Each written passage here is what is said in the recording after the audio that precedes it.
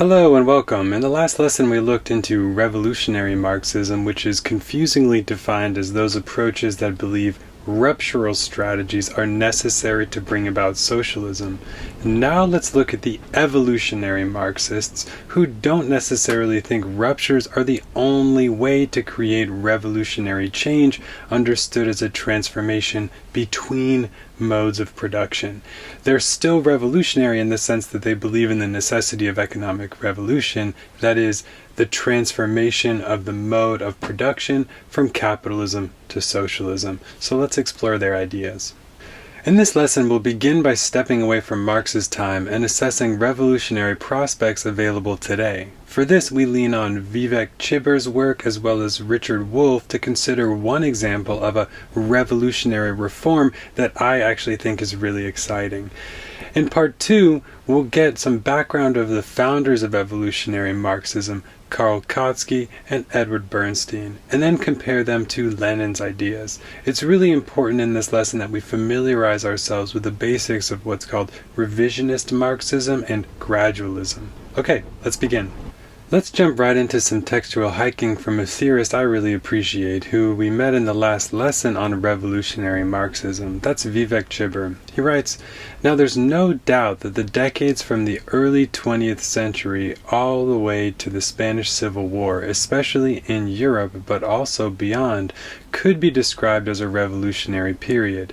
It was an era in which the possibility of rupture could be seriously contemplated and a strategy could be built around it.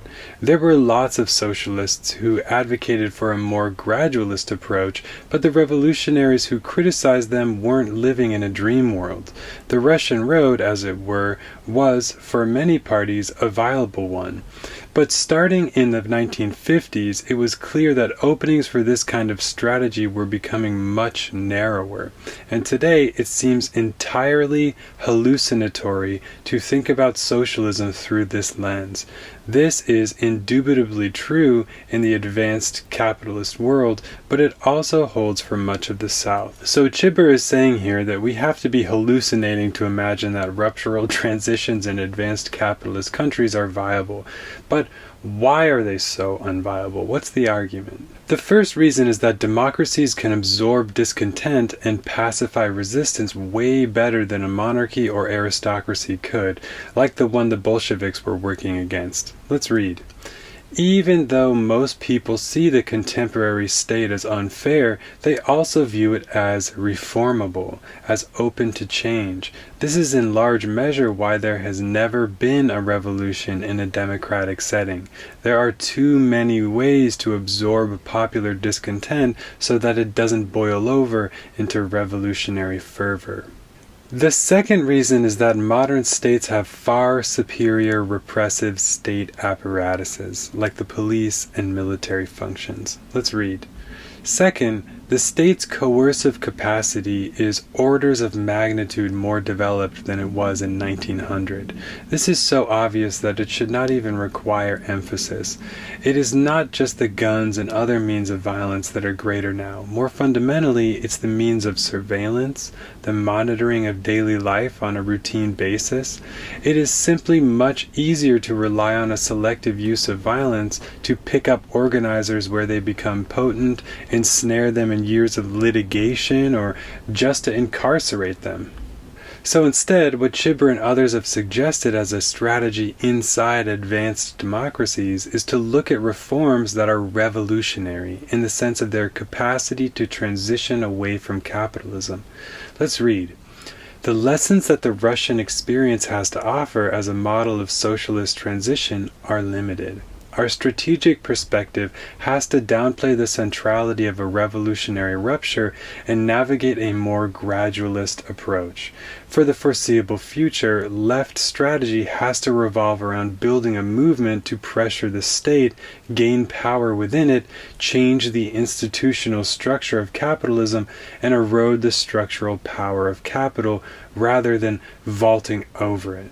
This entails a combination of electoral and mobilizational politics, You build a party based in labor, you strengthen the organizational capacity of the class, you take on employers in the workplace and create rings of power in civil society, and you use this social power to push through policy reforms by participating in electoral politics. The reforms should have the dual effect of making future organizing easier and also constraining the power of capital to undermine them down the road. There are many names for a strategy of this kind: non-reformist reforms, revolutionary reforms, etc. But whatever you call it, it entails a more gradualist approach than the ones that were available to the Bolsheviks.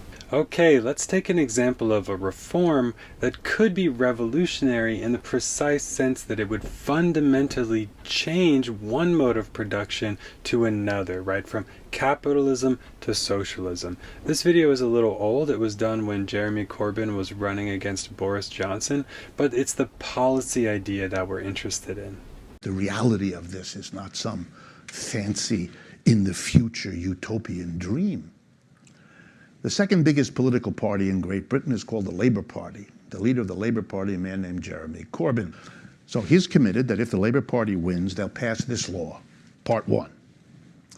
Any existing business in England can continue as it is, but if it decides to close, and or if it decides to sell itself to another business, and or if it decides to go public, to issue shares, it must, before doing any of those things, give its own workers the right of first refusal. That's a legal term, meaning it has to offer to sell itself to its own workers as a co-op before it can do anything else.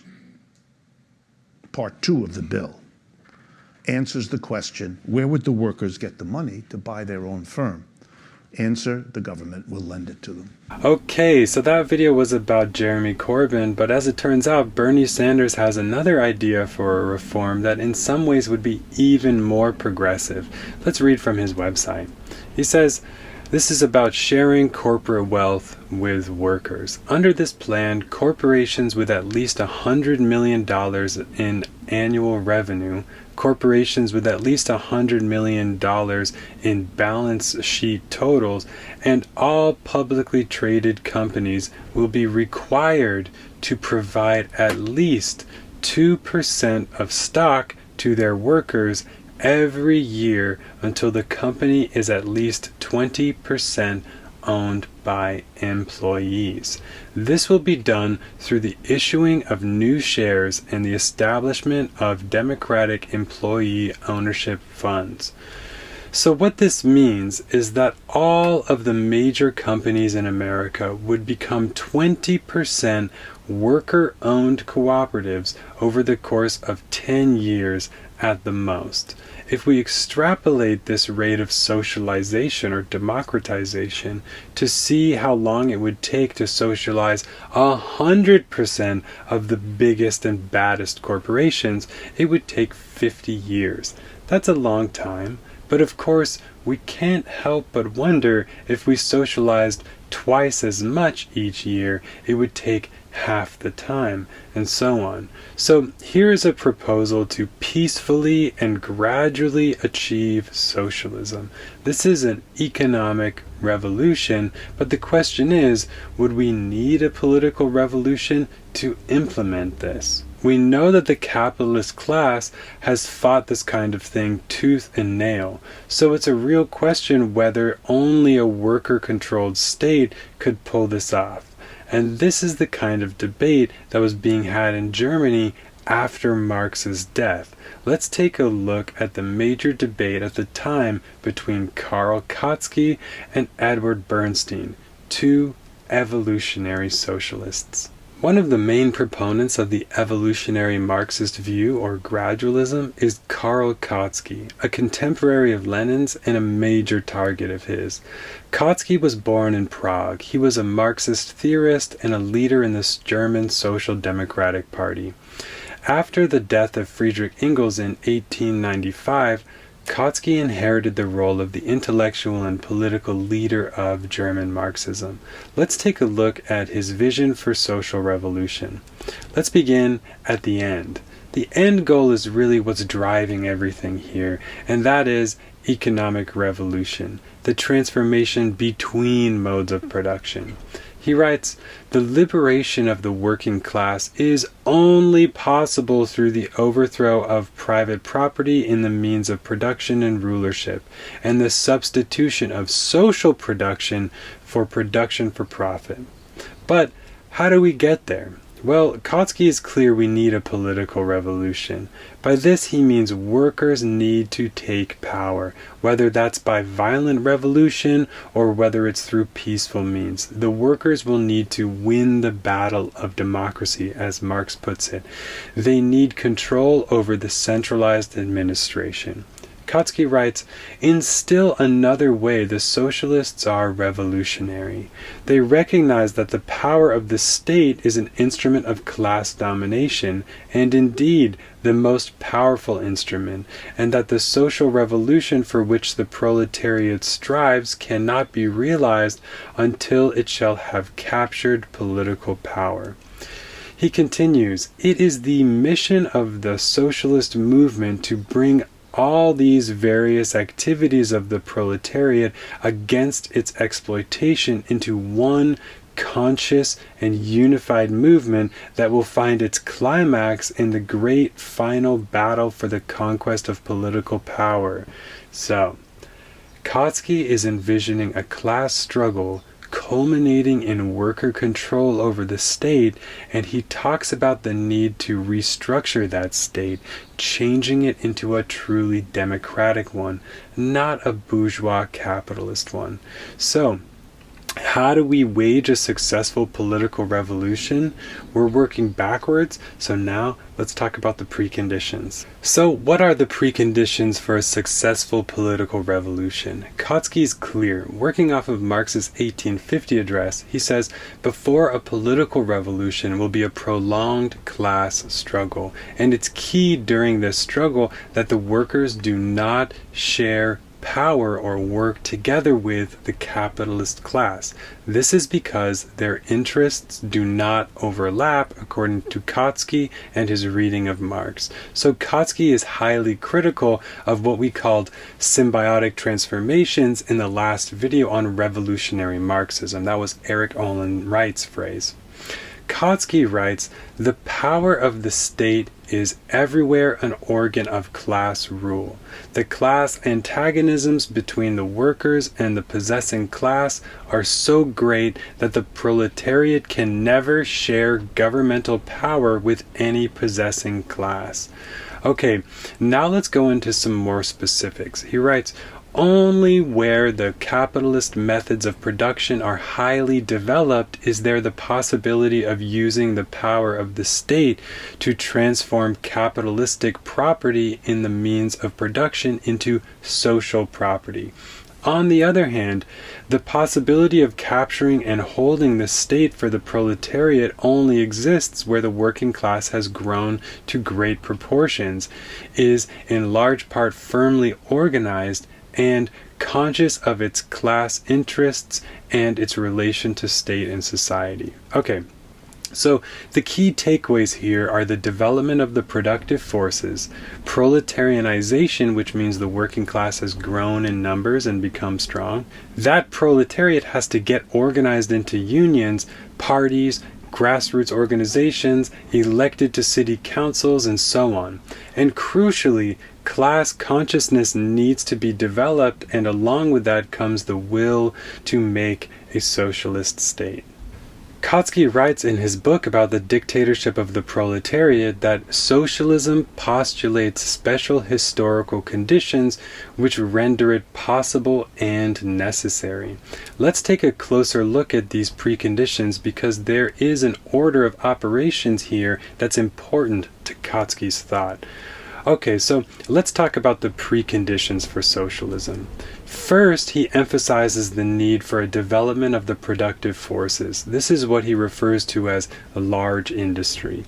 Then he says this will create a general will for socialism. This is what class consciousness is all about. A desire for the public ownership of the means of production will be created as mom and pop shops go out of business because of capitalism's tendency toward monopoly or oligopoly.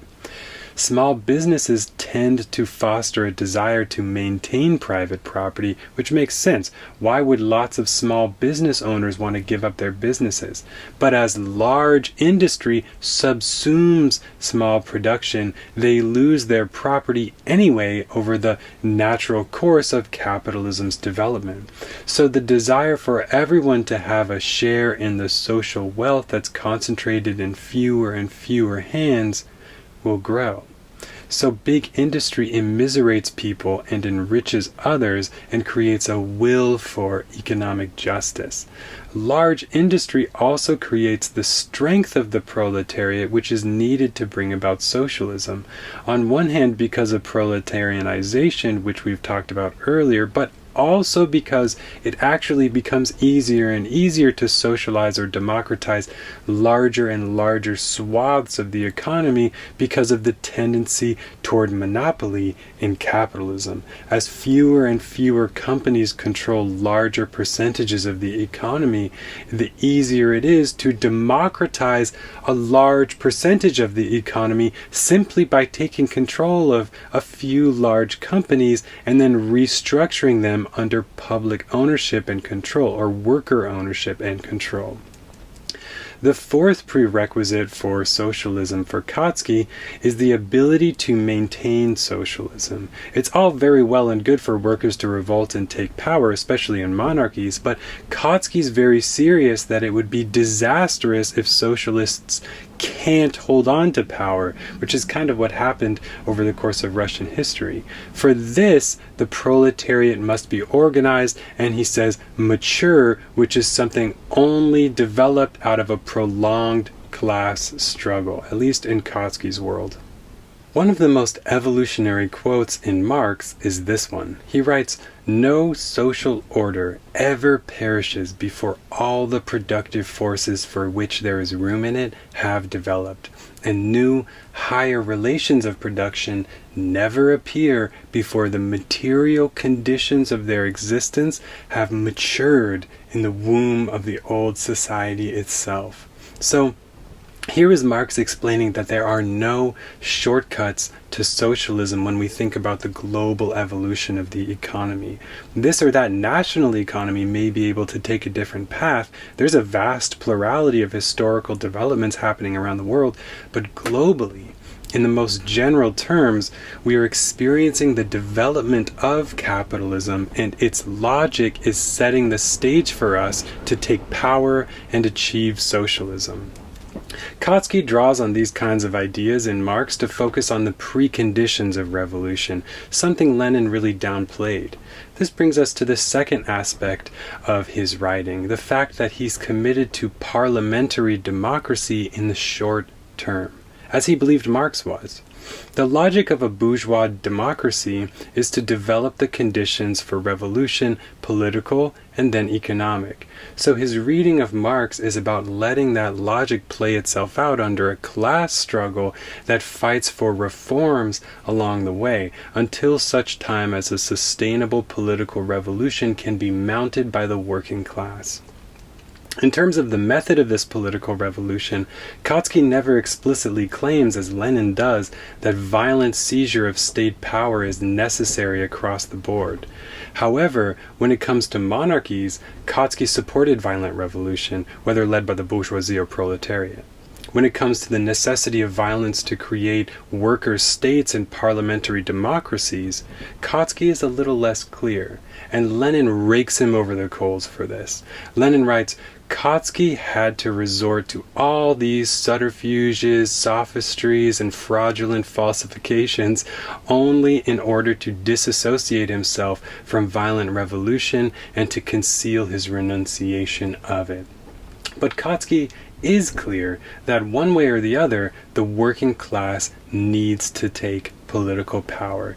Even in his early days, at his most radical, Kautsky hesitated to support violent insurrection as the sole strategy for developing a political revolution within capitalist democracies.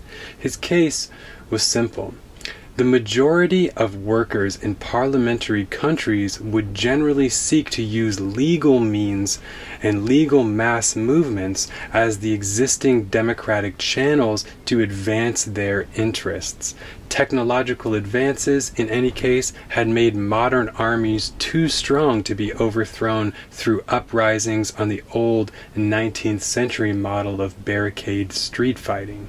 For these reasons, democratically elected governments had too much legitimacy among working people and too much armed strength for an insurrectionary approach to be realistic.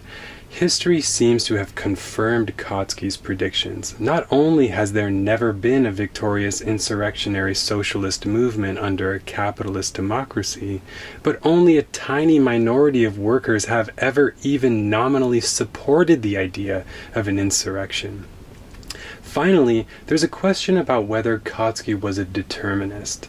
It's true that he saw capitalism as unsustainable. In this way, he's really an orthodox Marxist. But we should remember the distinction between logic and history. Capitalism's logic is self-contradictory, it leads to crises, but neither Marx nor Kautsky are really philosophical determinists who saw history as preset. One reason we know this is because both Marx and Kautsky emphasize the agency of the proletariat in bringing about a class struggle and a victory in that struggle. Remember Rosa Luxemburg's idea that it's either socialism or barbarism, right? The future is not deterministically set, so that's why we're working towards socialism, because of what the alternative really is. But capitalism, at least for Kautsky, is not sustainable, so these two choices are really the only choices. Capitalism will not remain. So now it might help us to clarify things by illuminating some of the disagreements between Kautsky and Lenin. This list could be infinite, so I'm just putting down the parts that are relevant to us. First of all, both parties believed in political revolution understood as workers controlling a centralized state. This was a key condition for economic revolution for them both. But Lenin thought the productive forces and a high level of proletarianization were not necessary before political revolution.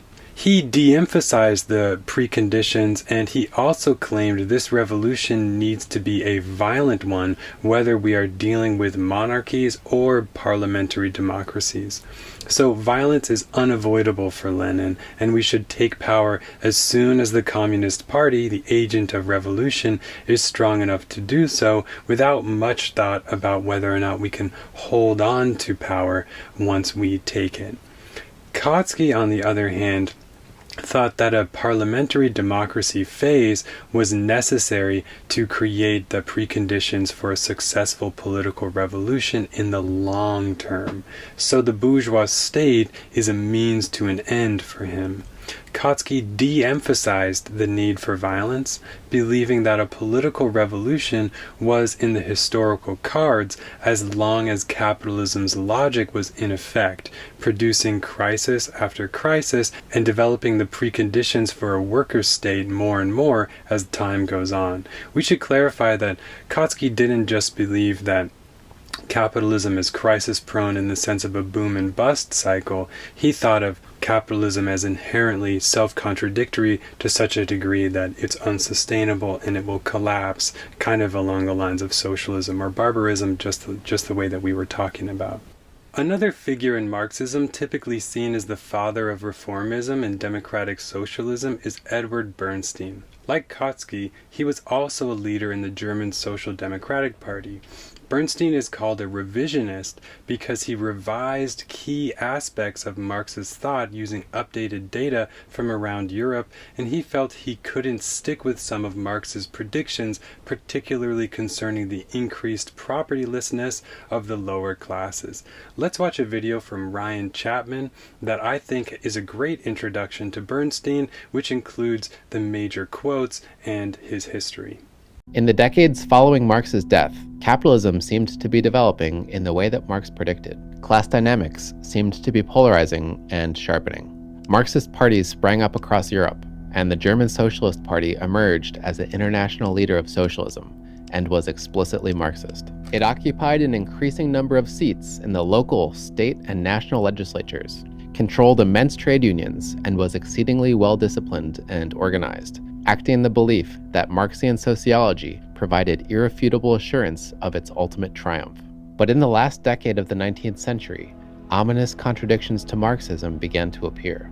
Capitalism was reforming and becoming gentler. Misery wasn't increasing, it seemed to be shrinking. Wealth was spreading across all classes of society, and the working class didn't seem to be turning towards communism. Marxists were faced with a choice: stick with the position that Marx was right, which was the orthodox Marxist position, or say that, at least in some aspects, he was wrong, which implies diversifying your sources of belief. The person who came to embody the latter position was a man named Eduard Bernstein.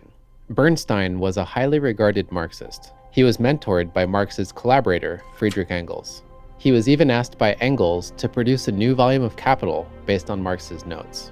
But as time went on, these trends troubled Bernstein, and they reached a point where he couldn't reconcile them with his commitment to Marx anymore. He wrote a book called Evolutionary Socialism as an extended critique on Marx that brought about a split in socialism that still remains to this day. Marxists at the time gave Bernstein's views a name: revisionism. To show that the historical trend that Marx predicted wasn't occurring, Bernstein checked certain statements in Capital against modern evidence like tax receipts, and concludes that it is quite wrong to assume that the present development of society shows a relative or indeed absolute diminution of the number of the members of the possessing classes. Their number increases both relatively and absolutely. If you just looked at what was happening in society, he argued, improvement was unmistakable. Society was transforming in a humane direction, which signifies not hopelessness, but capability of improvement in the condition of the worker. He said it is not only useless, it is the greatest folly to attempt to conceal this from ourselves. He also broke from Marx as a theorist, for example by saying that his framing wasn't pluralistic. It doesn't make sense to speak of workers as a homogeneous mass. And he criticized traditional socialist goals. He called the experiments that had been done with collective societies until then sad experiences that were causing people in socialist circles to turn their backs more and more on the whole cooperative movement. He even called central planning absurd. He calculated how much work it might take for a government to direct an economy in an advanced European country and concluded, what abundance of judgment, practical knowledge, talent for administration must a government or a national assembly have at its disposal to be even equal to the supreme management or managing control of such a gigantic organism. In the meantime, he argued that socialists were actually making progress by working democratically within the system. In all advanced countries, he said, we see the privileges of the capitalist bourgeoisie yielding step by step to democratic organizations. As a result, he said socialists in those countries are no longer dreaming of an imminent victory for socialism by means of a violent revolution, and instead they rely more and more on work in the municipalities and other self-governing bodies. Then he reframes the goal of socialism. He says, to me, that which is generally called the ultimate aim of socialism is nothing, but the movement is everything. This is now, I believe, the most highly regarded mission statement we have for democratic socialism. Let's take a look at 2 points that I think are essential to address Bernstein's revisionism, points that the video didn't really go into. The first concerns this idea that the historical facts don't match up to Marx's analysis, and that's the basis for the need to revise Marx.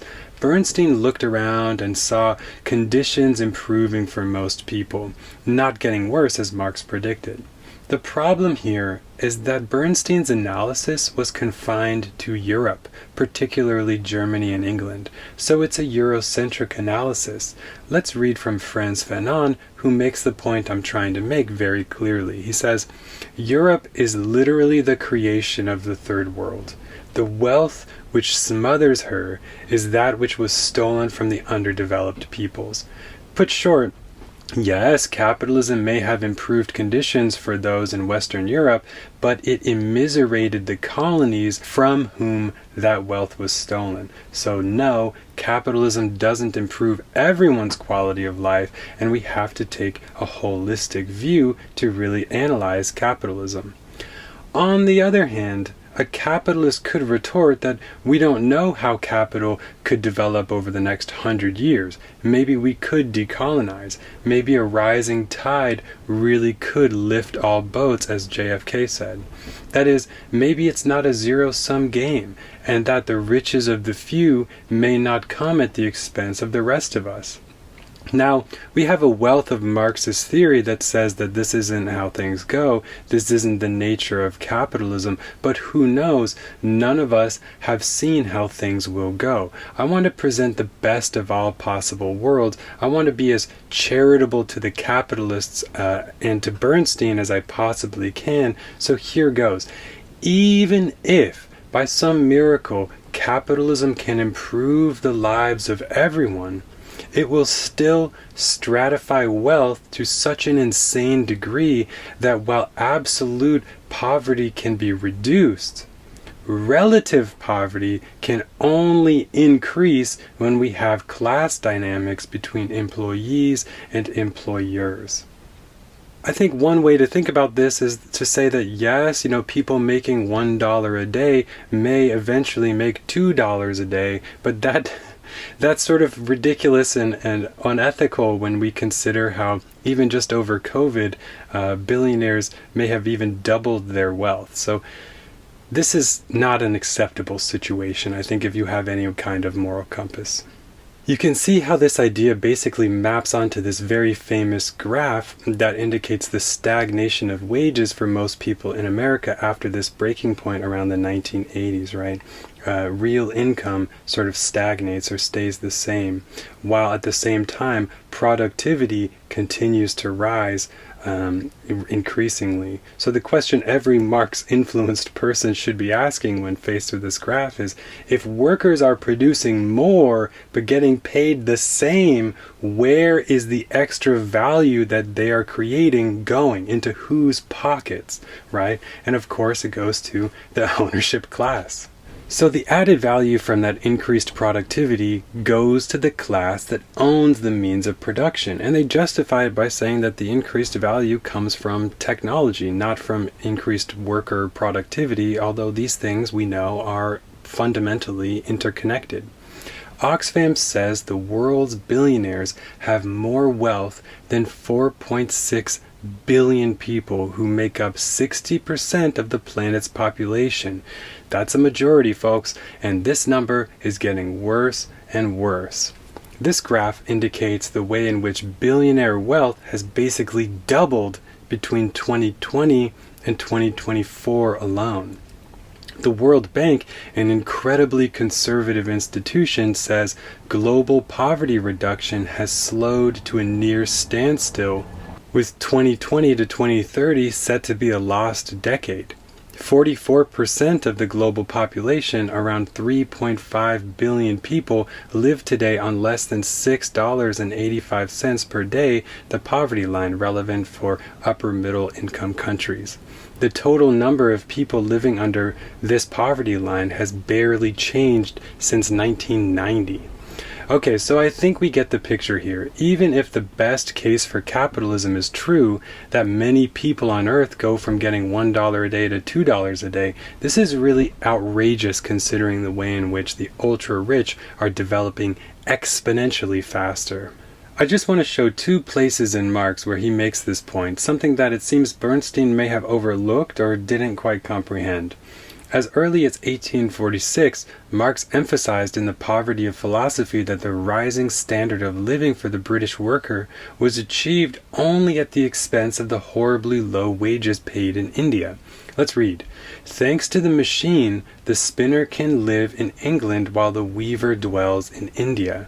Thanks to the application of machinery and of steam, the division of labor has been able to assume such dimensions that the great industry, detached from the national soil, depends only upon the markets of the world, on international exchanges, and on the international division of labor. And further, in Wage Labor and Capital, Marx emphasizes the inverse relation between wages and profit, such that capitalism may at the time increase wages for all, but only at the cost of extreme inequality. He writes, even the most favorable situation for the working class, the most rapid possible growth of capital, however much it may improve the material existence of the worker, does not remove the antagonism between his interests and the interests of the bourgeoisie, the interests of the capitalists. Profit and wages remain as before in inverse proportion. If capital is growing rapidly, wages may rise, the profit of capital rises incomparably more rapidly. The material position of the worker has improved, but at the cost of his social position. The social gulf that divides him from the capitalist has widened. So that's a crucial empirical side note to Bernstein's revisionism. Let's summarize his beliefs. He differed from Kautsky and orthodox Marxism in a very critical way. He seriously doubted that capitalism will self-destruct on its own, and in fact, he pointed to some improvements that capitalism made, improvements we have seen are narrow in scope, which Marx was actually well aware of. Second, there's no trace of determinism in Bernstein's thought, but he went further. He didn't just say that capitalism's self-destruction and revolution were not inevitable. He said they weren't necessary either. Whether or not any Marxist is actually a determinist, or if that's just a slur we call one another, Bernstein distinguished between what he called ethical socialism from inevitable socialism, because we can't sit back and wait for capitalism to self-destruct. No, he argued we should fight for some kind of socialism on moral grounds, not because contradictions will end capitalism, but because it's the right thing to do.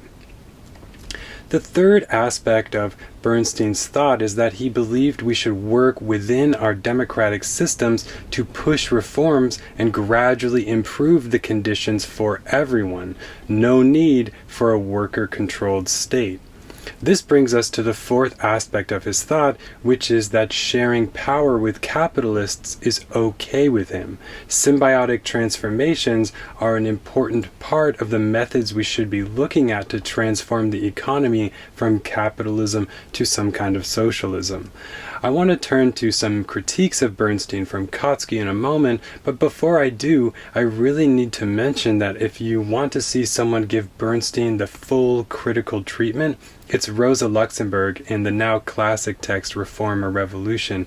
There she advocates for revolution against Bernstein's reformism. Let's clarify some of the disagreements between Kautsky and Bernstein. There's a passage in Kautsky that directly addresses Bernstein. He writes, "More and more it becomes evident that the only possible revolution is a proletarian revolution.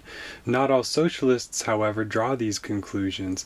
On the contrary, they at once conclude that under the changed conditions, revolutions are not to be expected, are not necessary, and indeed are hurtful. They conclude that a further extension of the achievements already gained, labor legislation, trade unions, cooperation, will suffice to drive the capitalist class out of one position after another and to quietly expropriate it without a political revolution or any change in the nature of governmental power. This theory of gradual growth into the future state is a modern form of the old anti-political utopianism." Translation: Kautsky thinks we need a workers' state. Bernstein thinks gradual reforms within a capitalist state are sufficient. We can be even clearer with a Venn diagram. Both thinkers agree that we should push for reforms within capitalism wherever possible. They accept parliamentary democracy in the short term, and both think that insurrectionary violence in a parliamentary situation is impossible or not necessary. Bernstein distinguished himself by saying a political revolution, that is, the workers' state, is not necessary. Parliamentary reforms are enough to take us to some kind of democratic socialism. He said capitalism will not necessarily collapse. It has a high degree of adaptability to overcome crises and even improve people's lives. For those reasons, socialism should be fought for on moral grounds. He made the moral argument. He also advocated for symbiotic reforms in collaboration with capitalists, and he saw the bourgeois state as an end in itself, no need to overcome it. On the other hand, Kautsky believed a political revolution was necessary eventually. In the short term, a parliamentary democracy can create the preconditions for a worker takeover of the state. Part of this idea is Kautsky's belief that capitalism's logic was self-defeating. It led toward collapse over the long term. Not just boom and bust cycles, but crises that are going to be so difficult that capitalism will not be able to overcome them. Kautsky's method affirmed Marxist ideas about class struggle, especially from 1850, that suggested that the proletariat should not share power or form coalitions with the capitalists. So all this leads to the idea that the capitalist state for Kautsky is something that will need to be overcome eventually. It's a means to an end. And that end is a worker state. Thanks for following me into the world of evolutionary Marxism. Now that we have a good basis of gradualism as an alternative to ruptural strategies, let's go on to the next lesson in which contemporary thinkers battle this out and try to take us beyond the revolutionary-evolutionary split.